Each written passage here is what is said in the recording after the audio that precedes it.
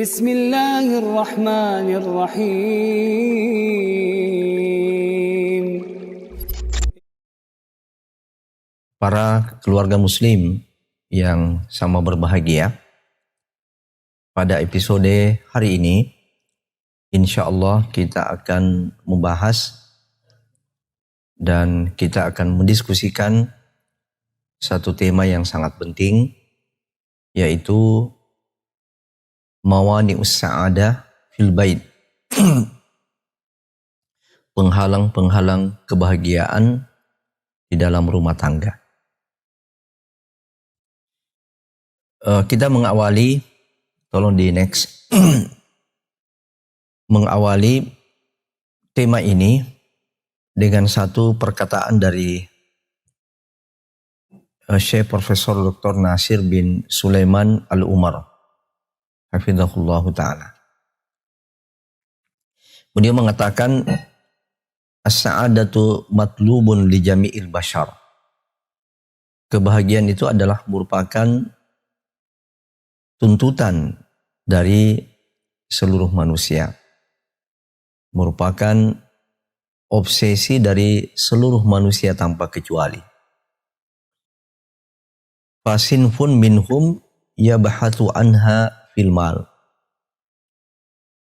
Sebagian dari mereka ada yang mencari kebahagiaan itu pada harta. Wa akhar fi syuhrah. Yang lain ada yang mencari kebahagiaan itu lewat popularitas. Wa thalithun fi syahadat. Dan ada pula yang mencari kebahagiaan itu dengan mengumpulkan banyak syahadah. Mengumpulkan banyak ijazah, sertifikat, dan penghargaan-penghargaan lainnya. Mereka menganggap itulah yang membahagiakan. Karena itu yang memahami dan meyakini bahwa kebahagiaan itu letaknya pada harta, maka dia kerahkan seluruh waktu dan tenaganya untuk mencari harta yang sebanyak-banyaknya. Bagi mereka yang meyakini kebahagiaan itu ada pada popularitas, maka mereka terus berusaha untuk berprestasi sehingga popularitasnya makin meningkat. Demikian juga orang yang menganggap bahwa kebahagiaan itu ada pada ijazah, ada pada sertifikat dan penghargaan-penghargaan, dia habiskan seluruh usianya untuk mencari hal tersebut di jalur pendidikan-pendidikan formal. Sebab hanya dengan pendidikan formal lah kita bisa meraih ijazah resmi. Walakin hal tarahum atharu ala ma bahathu. Kemudian Syekh Nasir bin Sulaiman Al-Umar mengatakan, namun apakah kalian melihat pengaruh dari apa yang mereka cari itu? Apakah kalian melihat ada pengaruhnya di dalam meraih kebahagiaan? La roiba anna thimmatun. Tidak meragukan lagi bahwa di sana ada banyak sejumlah penghalang-penghalang kebahagiaan yang menghalangi akses untuk menuju ke sana, untuk menuju kepada kebahagiaan itu. Ini satu poin penting yang harus kita ketahui. Penghalang-penghalang kebahagiaan ini yang menyebabkan apa yang kita persepsi tadi itu tidak tercapai. Kita menganggap kebahagiaan itu ada pada harta. Tetapi ternyata ada yang menghalangi harta itu bisa membahagiakan. Ya, sebab kita tidak ingin membuat statement di sini bahwa harta itu bukan salah satu unsur daripada yang menentukan kebahagiaan. Demikian juga popularitas dan ijazah. Kita tidak menganggap itu tidak penting. Tetapi hal-hal tersebut tidak akan memberikan pengaruh membahagiakan diri kita dan membahagiakan keluarga kita jika di sana ada mawani. Di sana ada penghalang-penghalang yang memutuskan akses kita untuk meraih kebahagiaan itu. Mari kita lihat mawani itu. Penghalang-penghalang kebahagiaan. Dan inilah yang harus kita ketahui, serta kita harus berjuang menghilangkan penghalang-penghalang ini. Baik itu dalam skala pribadi, keluarga, ya, maupun masyarakat, bangsa dan negara. Jika penghalang-penghalang ini ada, maka ibarat jembatan yang patah. Ibarat jembatan yang mengalami kerusakan. Kita terhalang. Kita tidak akan sampai ke daratan yang lain. Nah, karena itu kita harus ketahui ini. Terutama kita sebagai keluarga, tidak ada di antara orang yang berkeluarga yang tidak mencita-citakan kebahagiaan. Semua orang yang berkeluarga yang ada di benaknya sesudah penyaluran kebutuhan dan tuntutan biologis pasti di sana menginginkan yang namanya as-sa'adah itu, menginginkan yang namanya kebahagiaan itu. Namun sayang sekali ternyata kebahagiaan yang dicari di sana ada jembatan yang memutuskan. Di sana ada penghalang untuk sampainya kita kepada kebahagiaan. Yang pertama adalah al-kufru, kekufuran. Ya, kekufuran maknanya di sini adalah keingkaran kita kepada kebenaran. Kita tidak meyakini kebenaran yang datangnya dari Allah sebagai sumber kebahagiaan. Di dalam Al-Quran Allah banyak menyatakan al-haqqu min rabbika fala takunanna minal mumtarin. Kebenaran itu dari Tuhanmu, maka janganlah kamu termasuk orang-orang yang meragukan kebenaran yang sumbernya dari Allah. Jangan kamu meragukan Al-Quran. Jangan kamu meragukan sabda-sabda nabinya. Keraguan saja atau sampai pada tingkat penolakan, pengingkaran terhadap kebenaran itu adalah kekufuran. Itu adalah kekufuran. Demikian juga kita mengingkari perintah syariat dengan keyakinan bahwa itu tidak wajib, dengan keyakinan bahwa itu tidak penting. Demikian juga kita abai terhadap larangan-larangan daripada syariat ini dengan keyakinan bahwa itu tidak penting, itu tidak membawa dampak pada kehidupan kita. Ini semua adalah bentuk-bentuk kekufuran. Dan kalau ini ada pada diri seseorang, baik dia dalam skala pribadi, dalam skala keluarga, masyarakat, bangsa dan negara, maka Allah Subhanahu wa taala menegaskan dia tidak akan bahagia. Kebahagiaan itu jangan sampai kita ukur dengan yang kita lihat. Kebahagiaan itu jangan sampai kita persepsi apa yang kita lihat dari diri orang itu. Mungkin pakaiannya, penampilannya, rumahnya, kendaraannya. Kebahagiaan itu sesungguhnya letaknya di hati. Kebahagiaan itu dirasakan. Kebahagiaan itu bukan dilihat, tapi dirasakan. Kebahagiaan itu bukan difikirkan, bukan diucapkan, tapi kebahagiaan itu dirasakan.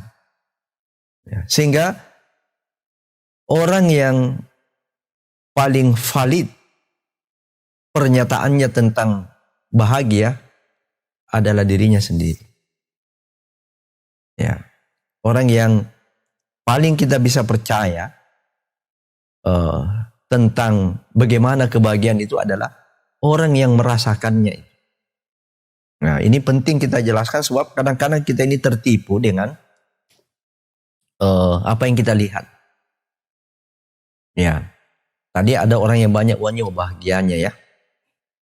Ya, keluarga kita ini suami dengan pekerjaan yang seperti ini, pekerjaan serabutan, suami yang terkena dampak COVID ini, ya bagaimana kita mau bahagia? Ya, sehingga kita mempersepsi kebahagiaan itu yang kita lihat orang yang banyak uangnya, bahagianya ya, banyak ijazahnya dipasang semua, banyak sertifikatnya dipasang semua di dinding-dinding rumahnya, bahagianya ya, belum tentu. Ya, belum tentu kebahagiaan itu dirasakan. Nah, saya kembali kepada penghalang pertama. Nah, kita bagi mawani penghalang-penghalang kebahagiaan itu ke dalam dua bahagian besar.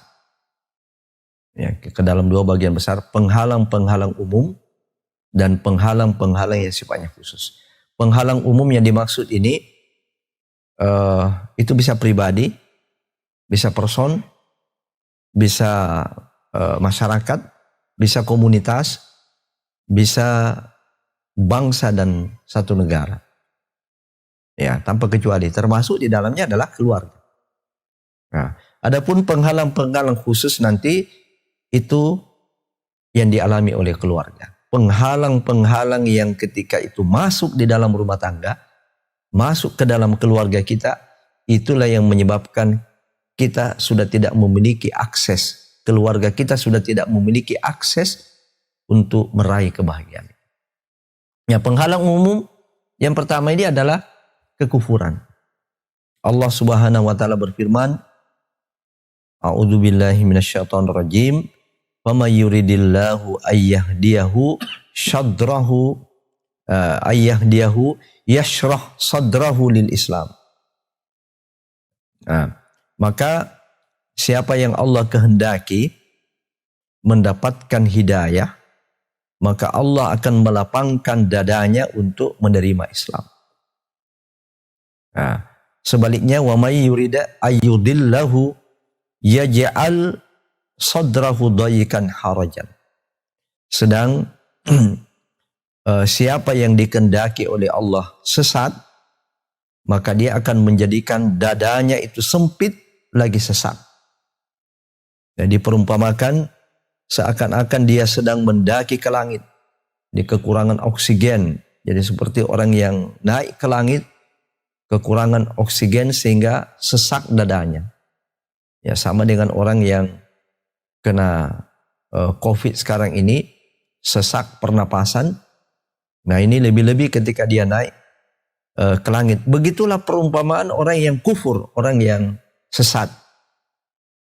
Nah, jadi ayat ini Allah menyatakan bahwa orang yang mendapatkan hidayah Islam itu Allah akan lapangkan dadanya.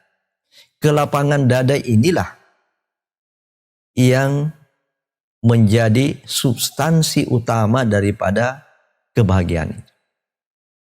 Ya, insyirahus sadar, lapangnya dada kita, lapangnya jiwa kita. Karena kebahagiaan itu di sini.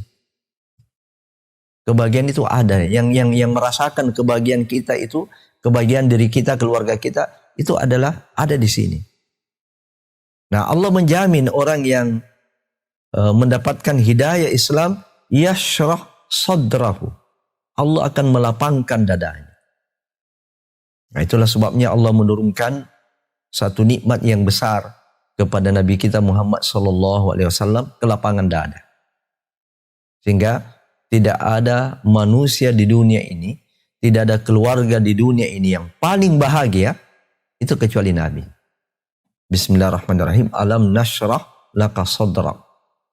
Bukankah kami telah melapangkan bagimu Muhammad dadamu. Artinya apa? Kelapangan dada artinya bahagia. Ya, sehingga Nabi dengan berbagai dinamika kehidupannya, dialah yang paling bahagia. Dan kebahagiaan itu tidak berhenti di dunia ini.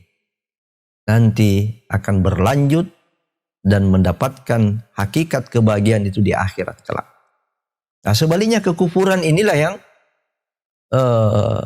yaj'al sadrahu dayikan. Itulah yang menjadikan dadanya sempit. Nah, jadi orang yang sempit dada inilah orang yang tidak bahagia. Dan Allah katakan bahwa orang kufur itu sebenarnya yaj'al sadrahu dayikan. Nah, itu tadi jangan kita tertipu dengan yang kita lihat. Ya, jangan kita tertipu dengan yang kita lihat. Tapi mari kita meyakini firman Allah bahwa orang yang kufur, orang yang sesat dari jalannya, itulah yang akan sempit dadanya. Kesempitan dada inilah yang menyebabkan orang itu tidak mendapatkan kebahagiaan. Kadang-kadang ketidakbahagiaan itu ditutupi dengan pernyataan-pernyataan apologetif. Ya, pernyataan-pernyataan yang sifatnya apologi. Kadang-kadang ketidakbahagiaan itu ditutupi dengan penampilan kita yang indah. Padahal sesungguhnya mereka itu tidak bahagia. Yang kedua, penghalang yang kedua dari ketidakbahagiaan adalah dosa dan maksiat. Ya, dosa dan maksiat. Dosa dan maksiat ini tidak hanya bisa dilakukan oleh orang-orang kafir, tidak hanya bisa dilakukan oleh orang-orang munafik, orang-orang zalim, tetapi juga bisa dilakukan oleh orang-orang beriman. Nah, ini nih penghalang yang sangat berbahaya karena dia tidak memilih. Ya, dia tidak memilih siapa. Kalau penghalang yang pertama ini kepada orang yang kufur, orang yang kafir. Sedangkan penghalang yang kedua ini, itu tidak memilih orang. Siapa saja, dia beriman, dia kafir. Kalau dia melakukan dosa dan maksiat, itulah diantara mani', penghalang yang bisa memutuskan aksesnya untuk meraih as-sa'adah itu. Allah Subhanahu wa ta'ala menegaskan hal ini di dalam firman-Nya di surat Al-Ankabut ayat 40. Fakullan akhadna bidzambih. Maka tiap-tiap mereka itu kami siksa dengan dosa-dosanya. Faminhum man arsalna alaihi hasiban. Di antara mereka ada yang kami binasakan dengan menimpakan kepadanya hujan batu kerikil. Bukan lagi hujan air yang turun dari langit, tapi yang turun dari langit itu adalah batu kerikil. Ya, kita bisa bayangkan bagaimana kira-kira kalau hujan yang jatuh ke bumi ini adalah batu kerikil. Air saja sudah bisa menelan korban kalau dalam jumlah yang besar. Ini batu kerikil. Nah, dan Allah pernah membinasakan satu kaum itu dengan mendatangkan hujan batu kerikil. Demikian juga minhum man akhadathu sayhah. Ada di antara mereka yang kami binasakan dengan mendatangkan suara yang menggelegak. Suara yang bisa memecahkan gendang-gendang telinga. Sehingga dengan pecahnya gendang telinga itulah yang menjadi penyebab kematian dan kebinasaan. Wa minhum man khasafna bihil ard. Di antara mereka ada juga yang kami benamkan ke dalam bumi. Mungkin ini yang disebut dengan likuifaksi. ada yang kami benamkan ke dalam bumi. Ya, tanah longsor atau tanah ini yang berputar-putar seperti yang pernah terjadi di negeri kita ini, berputar-putar kemudian menenggelamkan, menelan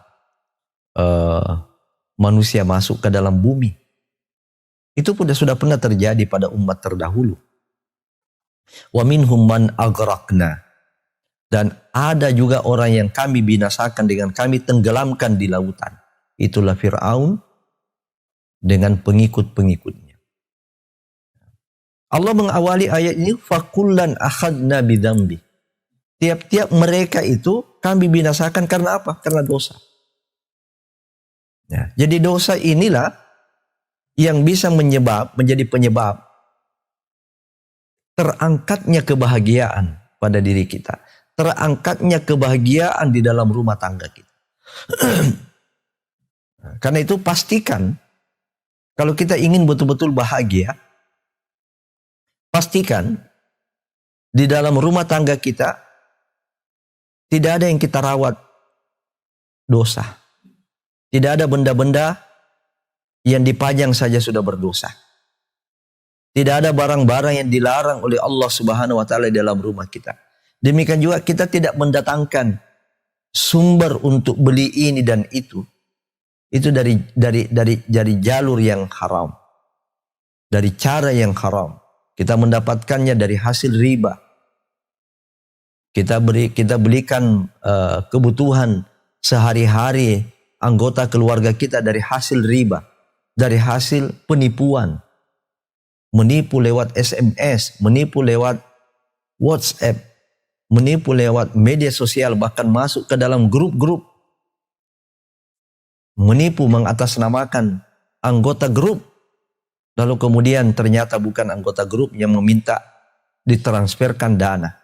Itu adalah merupakan sumber pendapatan yang menghilangkan kebahagiaan, menghilangkan berkah di dalam rumah tangga kita.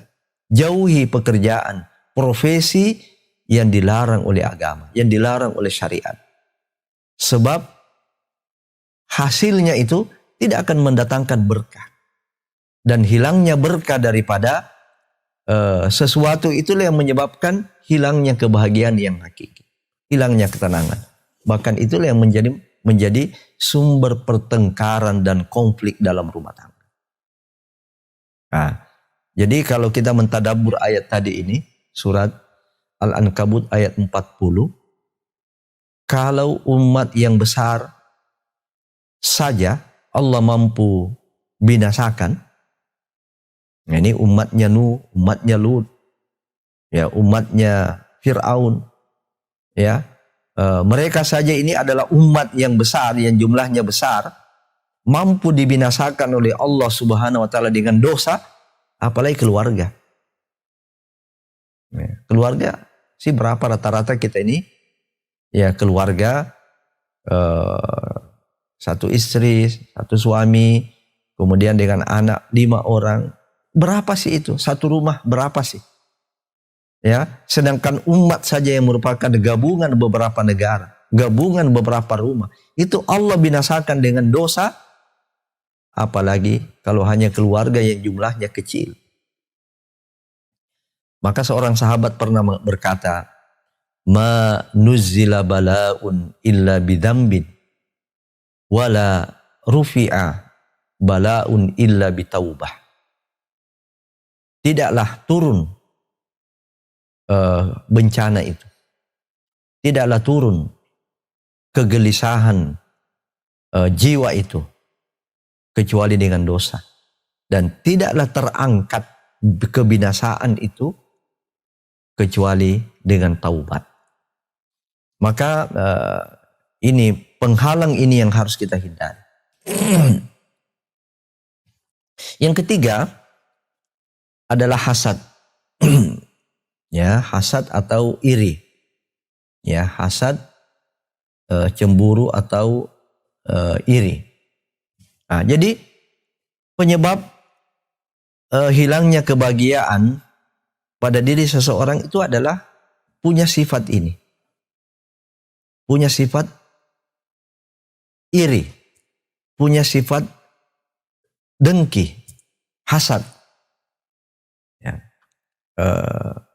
Di dalam kitab Subulus Salam pernah dikatakan, al-hasadu la yakunu illa ala nikmatin. Hasad itu, iri itu tidak akan terjadi kecuali terhadap nikmat.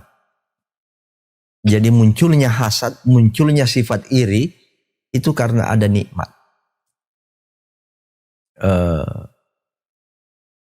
Teman kantor naik golongan, naik pangkat, naik posisi. Tetangga beli mobil. Belum selesai beli mobil, renovasi rumah. Jadikan lantai 2 dengan perabot-perabot, dengan material yang mewah. Ini ada nikmat.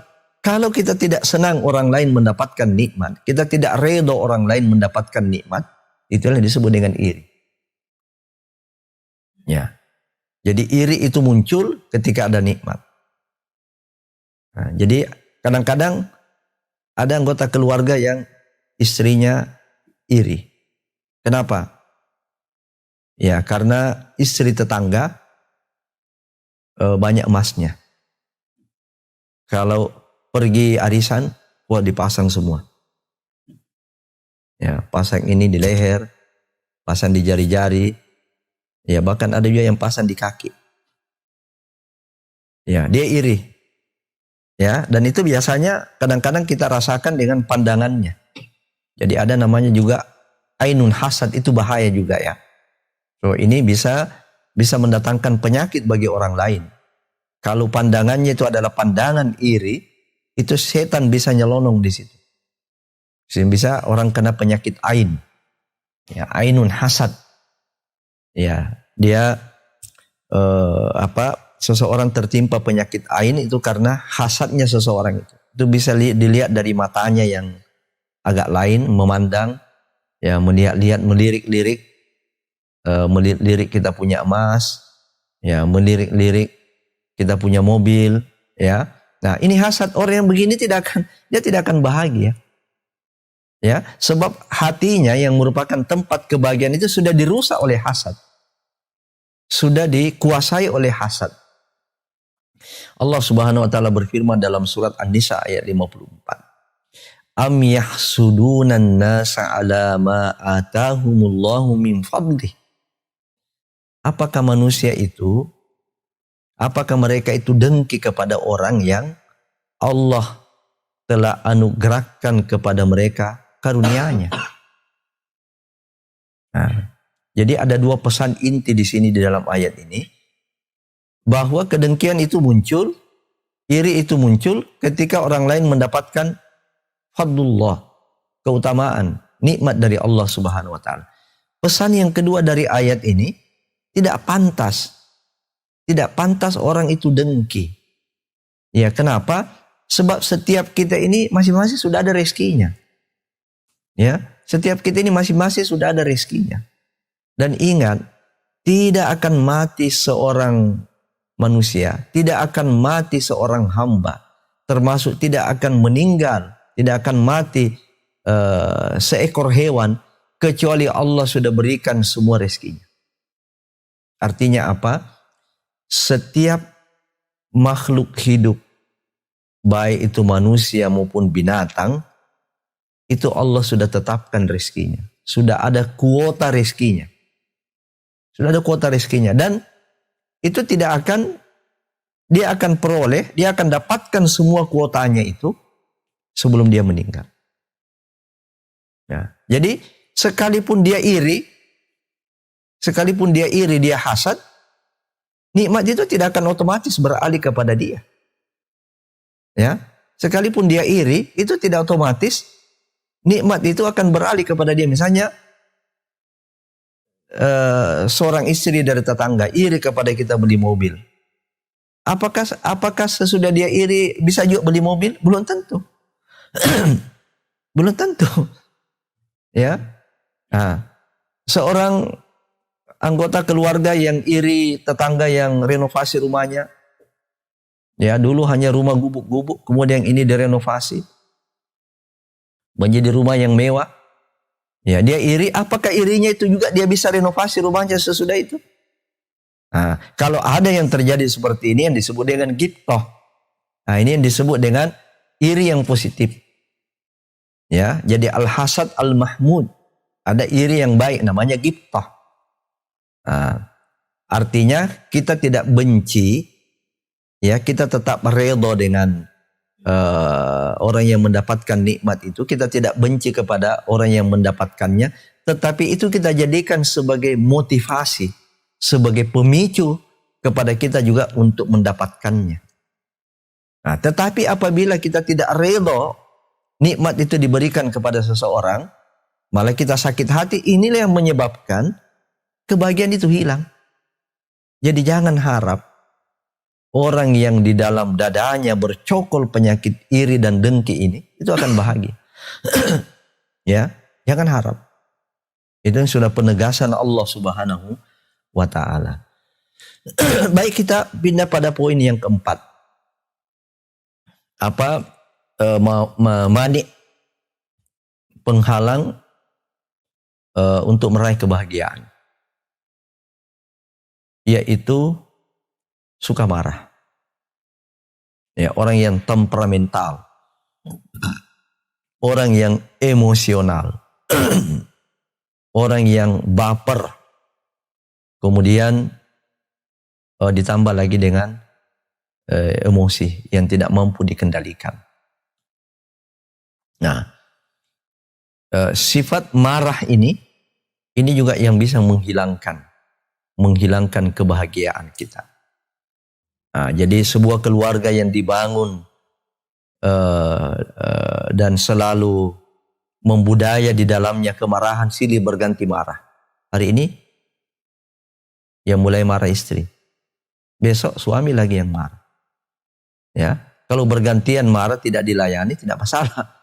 Ya, tapi yang menjadi pemicu yang memulai marah hari ini suami, besok istri bertengkar. Ya, istri marah, ya suami tidak terima bertengkar. Besok suami lagi yang marah, istri tidak terima, bertengkar lagi. Nah, bagaimana keluarga mau bahagia yang seperti ini?